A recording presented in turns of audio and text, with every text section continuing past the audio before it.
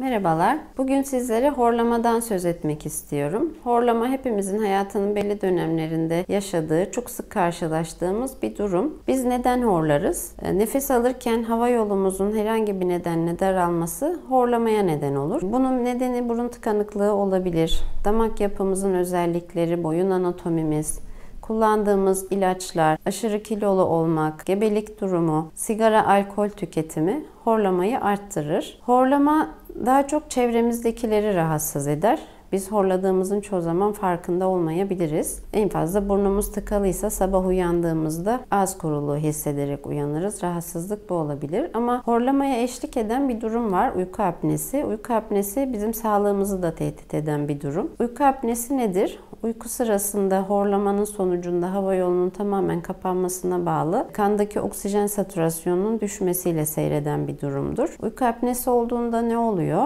Kandaki oksijen seviyesi düşünce hayati organlarımız buna bir tepki gösteriyor ve uyanıyoruz. Düzenli sağlıklı uyku uyuyamadığımız zaman da uyku kalitemiz düşüyor, dinlenemiyoruz. Bütün organlarımız bu durumdan yoruluyor.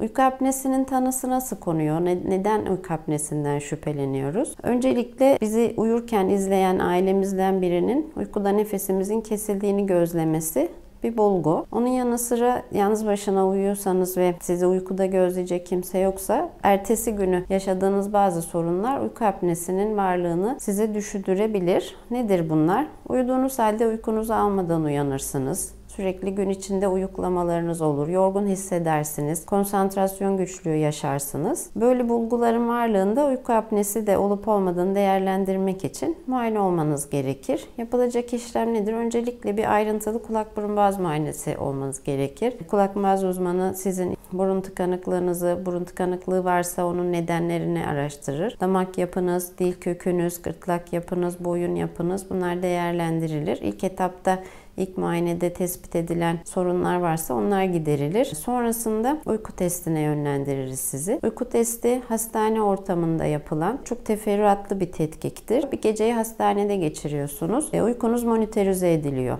Beyninizdeki uyku dalgaları, vital bulgularınız nedir? İşte tansiyonunuz, kandaki oksijen düzeyiniz, nabzınız, yatış pozisyonunuz, ekstremite hareketleriniz her şey kaydediliyor. Ve ertesi gün bize bir analiz çıkıyor. Onun sonucunda da uyku apneniz var mı ve varsa bunun şiddeti nedir o belirleniyor. Onun sonucuna göre de bir tedavi planı programı yapılıyor. Tedavide cerrahi müdahaleler gündeme gelebiliyor. Basit tedbirler uygulanabiliyor. İşte ağız açı aparat uygulamak, yatış pozisyonunu düzeltmek gibi ya da çok ağır uyku apnesi varlığında solunumunuzu düzenleyen cihazlar yardımıyla uyumanız gündeme gelebiliyor. Eğer horluyorsanız, eşlik eden uyku apneniz varsa mutlaka tedavi olmanız gerekir. Dediğim gibi horlama çevrenizi huzursuz eder ama eşlik eden uyku apnesi de varsa bu hayatınız için bir risk oluşturur.